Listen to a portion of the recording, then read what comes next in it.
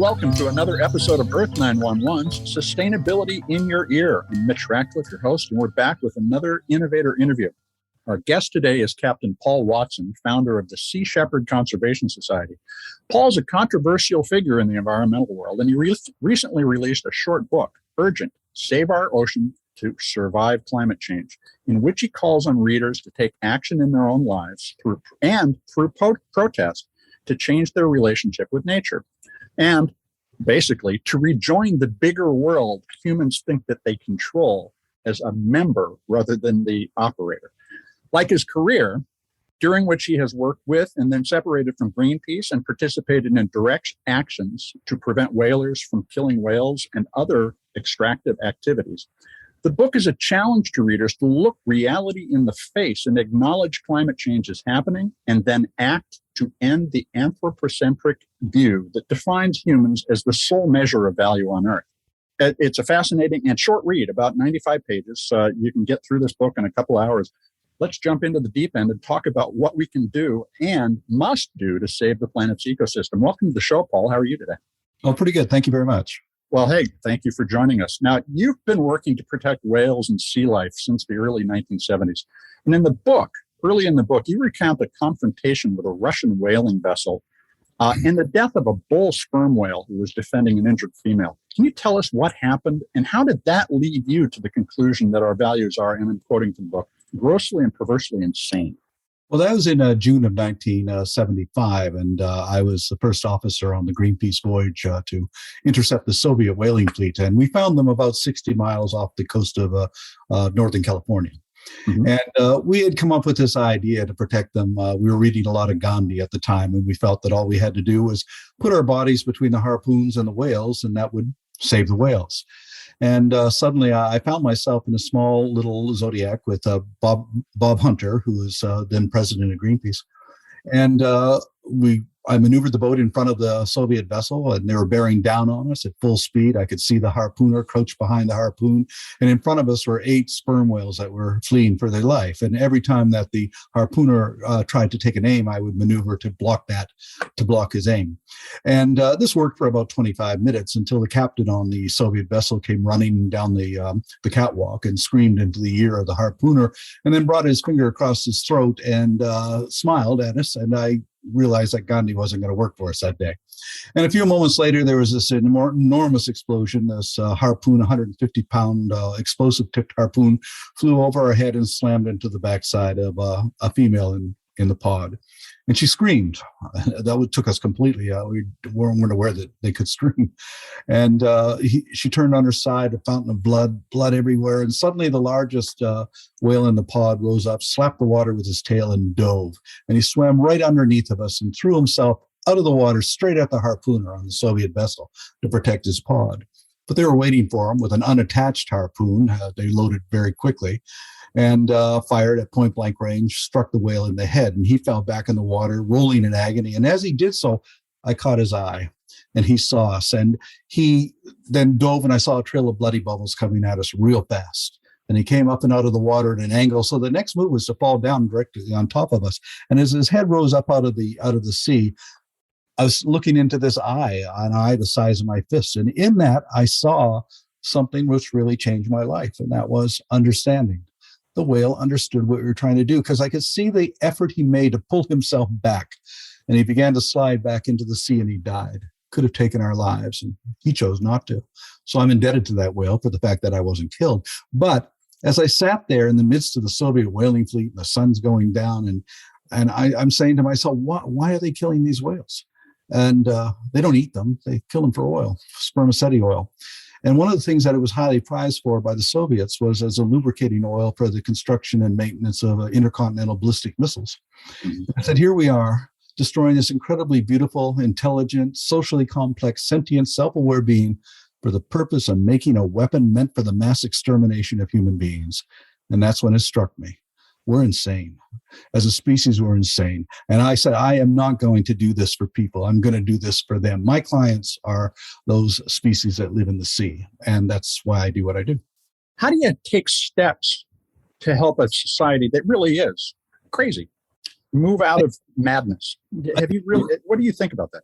I think the root cause of this is our perspective, our outlook, which is anthropocentric, which is that for thousands of years, it's all been about us. We're the center of everything. Everything was created for us. Every single major religion puts human beings at the center of everything.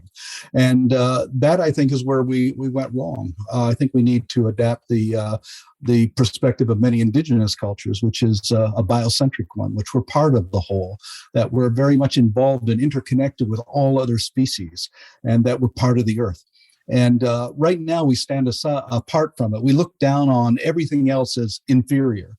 And I think that's a recipe for catastrophe for the human species. Well, and as the apex predator on the planet, the thing that you're actually asking us to do, and this is the key, I think, to the indigenous perspective, is to embrace the stewardship of that system, because you could kill it, as we have proven we can do over and over, or you can take care of it and with it rather than, shape it to your direction. One of the things I've been thinking about after reading your book is we're talking a lot about the blue carbon diet, which is seaborne food, both animal and plant, as an alternative to land-based agriculture. Is that potentially just another chapter in the story of Earth's destruction if we don't do it right? I think so. I think that we need to look at the what the sea is providing us as far more important than the food that we pull out of it. Since 1950, we've seen 40% diminishment in phytoplankton populations in the sea. And that's verified, and it was published in the Scientific America, this particular study. 40% diminishment of a group of plant species that provide up to 70% of the oxygen in the air that we breathe. Phytoplankton is absolutely essential for our survival. If phytoplankton goes extinct in the sea, we all die. It's as simple as that. We do not survive. Life on this planet is based on phytoplankton. The Amazonian rainforest, other rainforests, they provide 30%, but the rest comes from phytoplankton. Now, phytoplankton populations have been diminished because they need nutrients, nitrogen, iron, and this is provided by the feces of marine mammals, whales, seals, birds. And as those numbers are being diminished, so is the nutrient supply coming from those particular species. Whales are in many ways the farmers of the ocean, and the crop that they're growing is phytoplankton. And of course, they feed on it.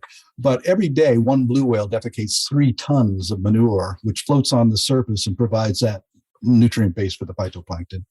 And also, phytoplankton, in addition to providing oxygen, is a major sequester of carbon. And again, when you diminish it, you're going to have a problem on that. So I think this is, we fail to look at really what these other species contribute. I like to look at it this way. The Earth is a spaceship, and it's on this incredible voyage around the Milky Way. And every spaceship has a life support system which provides the food we eat, the air we breathe, and regulates climate and temperature. And the life support system is run and maintained by a crew of engineers. Not us. We human beings, we're passengers, having a wonderful time entertaining ourselves, but we're murdering crew members. We're killing them off. We're killing off the engineers, and there's only so many crew members you can kill before the machinery begins to break down. And we have to look at the real important species on this planet: the worms, the fish, the bacteria, all of these creatures that make it possible for things to run. A few years ago, I got a call from a reporter on Fox News, and he said, "I heard that you said that worms, fish, and trees are more important than people." I said, yeah, I did say that. She said, how can you say something so outrageous? I said, well, it's very simple. They are more important to us than us ecologically. They can live here without us. We can't live here without them. That automatically makes them more important than we are. Now, in the course of your book, you sort of declare several institutions essentially dead to the concerns of ordinary people, including government and the media, whom you just mentioned. But those are mechanisms we use to manage the ship we're on. Mm-hmm. How would you change government in particular to make it more responsive to the climate crisis and to all the socioeconomic differences that it has produced as well in our response to the climate crisis? I think that governments need to understand that they're also representing all those other species and not just the human species. And actually, we're making progress there. Sea Shepherd right now, we're partnered with numerous governments in West Africa, Latin America. And it's unique what we're doing. What we do is we offer resources, ships and crew. And in exchange, they give us authority. So we go into their waters with their enforcement people on board, and we stop poachers. We've shut down 72 poaching operations in African waters, for example, and we've been busy off of Panama and Peru and Mexico. We're working hand in hand with the Mexican Navy to protect the endangered vaquita. So governments are coming around to this understanding slowly, but they're coming there. And it's been very gratifying to see this ever since 2015, when it really began to happen like this. And I'm finding more and more interest. Climate change is now being taken very seriously by two very important groups. One, the Pentagon, the military, because they see this as a threat to national security. Two, the insurance industry, because they can see the losses that are going to happen there, and they have to prepare for that. Climate change is going to result in an incredible sort of eruption of immigration coming from these countries where people have to get out and they have to go somewhere, and so it's sort of their ecological refugees. And you're seeing this right now, trying to cross the Mediterranean into Europe, trying to come across the borders and everything. They don't really have any choice, nor any representation. No, and they have to go somewhere. And the solution isn't to, turn them back. The solution is we have to improve the situations where they are, also where they're coming from. Now, you also talk about the media as being culpable for a lot of this. On the other hand, we're using media right now. You wrote a book, and you've been on TV many, many times. What can we do with media to help solve the problem, but recognizing that social media has produced a counter action of misinformation that is contesting all the time for attention, which makes this always about crisis rather than potential solutions. You know what I mean? Well, media is constantly evolving, but mainstream media, for the most part, over the last, 40, 50 years, has been controlled by corporations the problem's not fake news. The problem is no news, things which are just simply not reported. Over 1,000 environmentalists have been murdered in the last 10 years, but you wouldn't know it. It's not reported in the media. So certain things just don't get any coverage at all. I mean, when's the last time you saw an article on Fukushima, for example? And, that's an ongoing problem that is not covered in the media. So, but we live in a media culture, and that means we have to understand how media works. One of the reasons Greenpeace became so effective early, and one of the things that Sea Shepherd adopted, is this understanding of the media. The media is the message, and therefore I've always said there's 4 elements of media: sex, scandal, violence, and celebrity. Every article has one of those elements, and if it has a 4, you have a super story. So but you have to learn how to incorporate that in. The media is not interested in facts and figures and statistics.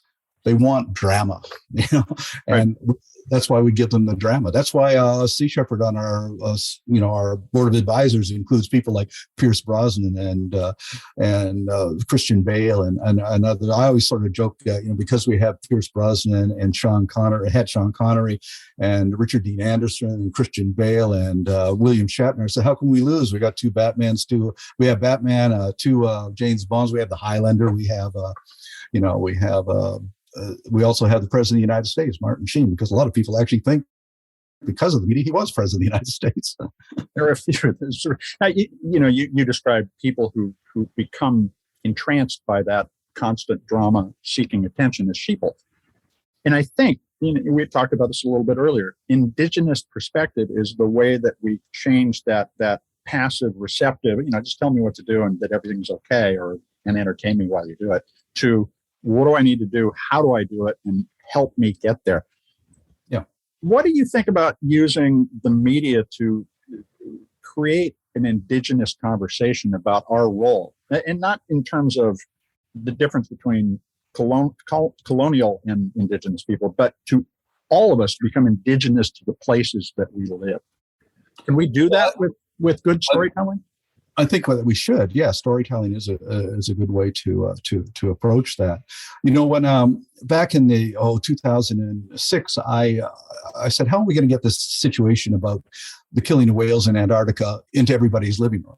So I went to all of the networks and I said, look, you got the biggest show on Discovery right now is a bunch of guys going out into a very hostile and frigid environment to catch crabs every week. I'll give you men and women from all over the world going into a far more hostile, far more remote environment to save whales. Has to be more compelling than catching crabs every week. And and Whale Wars became the number one show on Animal Planet because of that. And so this, I think, is what people have to use the media in that way. I mean, again, the medium itself is so important. You know, we did Seaspiracy, the movie, and the reason that documentary was so successful was not just because of the documentary, but because we got it on Netflix. Mm-hmm. The same way Don't Look Up is on Netflix too. You're reaching people who would not otherwise even pay attention to the message. So it's not only just what you say, but in what medium you say it. So could you, thinking about that a little bit more, saving whales is great TV. Saving a tree or making a change in your purchasing habits is a little bit dull. Well, I think Luis Soros has made some good films. One, Racing Extinction, example, and he had another one on veganism and everything. And he brings in celebrity sports people and everything, and he reaches people that way. So there are ways to do it, but you really have to incorporate a lot of these elements in order to get that story across. I've spent time with Louis, and I agree that the challenge for many of us is that we aren't celebrities or have connections to celebrities. And I mean, I do, but it's not the key to doing Earth911. Another thing I wanted to dig into a little bit, and it's just a matter of the reality of our world, is that there's a lot of contradiction in your writing. And it's not bad contradiction. It's representative of the dilemma that we all face. So, for instance, you talk about steps people should take to reduce their impact, including not having children, but you recently had a child. What made you decide that was worth doing? I've never actually said that people shouldn't have children. I think I've always said that we have a responsibility in having children. Okay. And that means that if you're not prepared to devote 18 to 20 years of your life to raise a child and provide nurturing education and all that support, then you really have no business bringing a child into this world. It is the ultimate responsibility. So it doesn't matter how many children you have. It's how you are as a parent.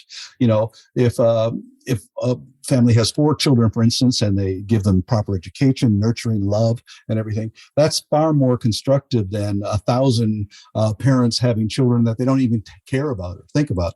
A few years ago, I was talking to a fisherman in Alaska. I said, look, for no other reason, protect the fishery for your children and your children's children. And he looked at me and seriously said, well, in 5 years, my mortgage is paid. And after that, I couldn't give a damn. Why does somebody like that have children? Well, it's because it's what you do. Okay. So there again, that's an indigenous perspective, is that you take into account the entirety of your environment rather than just go, it's all about me. Yeah, you do. And the Iroquois have a saying that you make no decision in your life unless you take into account the impact of that decision on all future generations. That the child born 500 years from now is very much part of you as a child that was born 500 years before you. That's called the continuum of life, and that we're linked together through that continuum. I mean, if you ask the average North American or European, who's your great-great-great-great-grandmother's name? The year's 1500. What was her name? Well, I don't know. Why should I know that? But I actually do know the names of my family. Some people do, yeah. But for the vast majority, don't, and don't care. But but it's quite common among, say, Aboriginals in Australia or the Yanomami in Amazonia to know this.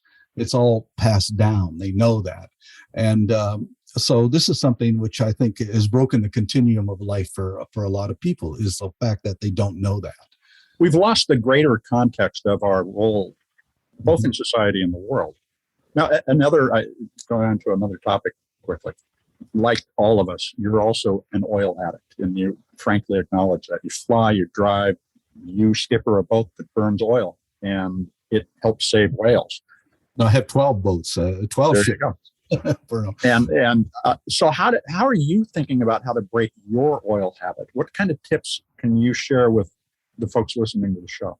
Well, how we lower our carbon footprint is we go after poachers and shut down their ships, and that means less fuel is being burned than we're actually burning ourselves. The 72 ships that we've stopped off of Africa, another couple of dozen in the Indian Ocean, another half a dozen off of Latin America. These are ships that are no longer operating. So, we wouldn't have been able to catch them otherwise. Also, all our ships are vegan, which gives a lower carbon footprint in of itself. I've always said that a vegan driving a Hummer actually contributes less to greenhouse gas emissions than a meat eater riding a bicycle. But because the meat industry is one of the largest producers of greenhouse gases, and that far more than the transportation industry. So changing our diet is certainly one of those things. I think it's essential. I think it's absolutely essential. Yeah. And it was never meant for 8 billion carnivorous primates to be walking this planet. No, and in fact, it's the oil boom that has created that illusion of plenty. And the other thing, once fossil fuels collapse, and they will, the population decline will be accelerated greatly because humanity in its present situation cannot survive without that cheap energy. Well, in that longer term perspective, to look, back 500 years and realize there were so many fewer people, and yet those people had vital lives that led to ours, and we share the responsibility of having further vital lives that lead to more, is that hard choice that we finally have to come to terms with is, am I in this for myself or for the future? And as humans, we should be in it for the future. Back in the 1980s, I was an Earth firster. I was really fortunate to have spent some time with Edward Abbey at the time. And there's a declaration in your book that you are here to piss people off, to make waves and rock the boat. And you say parenthetically, and sometimes to actually sink a boat or two. That strikes me as a very Abbey-ian perspective. The question I've always wrestled with is, once you become a troublemaker and after you cause the trouble, then what? And this is always the challenge. We talked a little about the changes in government in the future, the changes in media, the changes in the way we think about things. How do you advise people to take action today to move from I'm pissed off to I'm going to change things for the better? Well, I think that people need to find out what their passion is, harness that passion to the virtues of courage and imagination, and have the confidence to know that you can really achieve incredible things if you just set your mind to do it. One person can change the world. I mean, look at Greta Thunberg, what she's managed to do, and how many people she's managed to reach, talking to world leaders and everything. She's a teenage girl. You can do this. You just and nobody should be able to deter you and say you can't do this. One of the things that I've done with Sea Shepherd is to instill in our volunteer crew, you can make a difference. And, I had an 18-year-old who was on my ship in 1979, and he comes to me and says, we got to do something about the way they're treating, primates in laboratories. I said, well, this is Sea Shepherd, Alex. We're not going to go into laboratories, but why don't you do something? And he said, well, what can I do? I said, well, use your imagination. And he did. He went back to Maryland. He got a job in a laboratory. He spent a year documenting everything there, turned it over to the media, shut the laboratory down, and then he founded People for the Ethical Treatment of Animals. So PETA. And so, and we've had many of our crew who've gone on and founded their own groups and done things. One of my former ship's officers she got her own ship and she's rescuing refugees off in North Africa. That was her passion. She followed it. And so that's what we try to encourage people to do. Those are examples of very direct actions. And you talk about the fact that you've never had to work a day in your life for the sole purpose of making money. You pursue your passion. And that is, to me, kind of weirdly resonant with this capitalist, hyper-capitalist perspective on pursue your passion. What jobs do you see emerging for folks who want to make a difference locally and continue to be prosperous in some sense? Are there new jobs that you're seeing? Are there new roles in society that you think we are not filling that folks should be looking at as a career option, as a life pursuit? Well, I always think that people should find, what do you want to do? What is your passion? And then make the job out of that passion, really, and so many, you can do that. I mean, if you want to protect trees, get involved in forestry. If you want to, protect the marine environment, there's so many ways. You can oceanography, marine biology. You can get involved with aquaculture in a good way. I mean, you have to create your own reality that way. But we also have to recognize that each and every one of us, we're born into a hypocritical society, and we're all hypocrites. There's no way out of that. You have to. That's the basic human predicament. Yeah, you drive a car, you're a hypocrite. What you eat, you're a hypocrite. I mean, you just have to mitigate. You have to try and lower that impact as much as you possibly can, but most importantly, recognize the hypocrisy of what we're doing. Obviously, you talk with a lot of organizations and a lot of people who are concerned about the environment. What kinds of, and I'm hammering home on this a little bit because it's a practical question we get asked all the time, is what could I do and fit it into my normal life? Do we need more research analysts? Do we need more environmental managers? What kinds of new roles in society are you surprised by and think are the right steps? Where would you go if you were 20 years old today to make a difference? And not necessarily through direct action like protecting the wetlands. Again, I would say, what are you concerned with? What do you want to involve with? I mean, there's a man that I knew years ago in Bermuda, and he dropped everything to devote his attention to protecting the Bermuda storm petrel. And he set up his own group, and he did this, and that storm petrel survives today because of his actions. One person can save a species. One person can save an ecosystem. I can't think of anything more noble than that kind of a legacy. But really, it doesn't matter whether you're an artist, because first of all, the strength of an ecosystem is diversity. Therefore, the strength of any movement has to be diversity.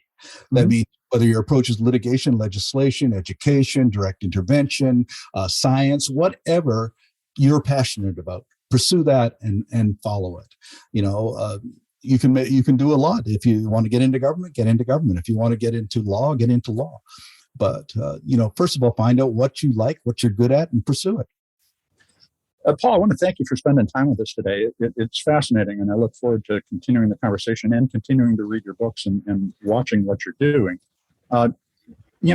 You conclude the book with a reference to the Extinction Rebellion's agenda to get governments to tell the truth about atmospheric CO2 levels, the threat of climate change just generally, and to preserve biodiversity and achieve zero carbon emissions.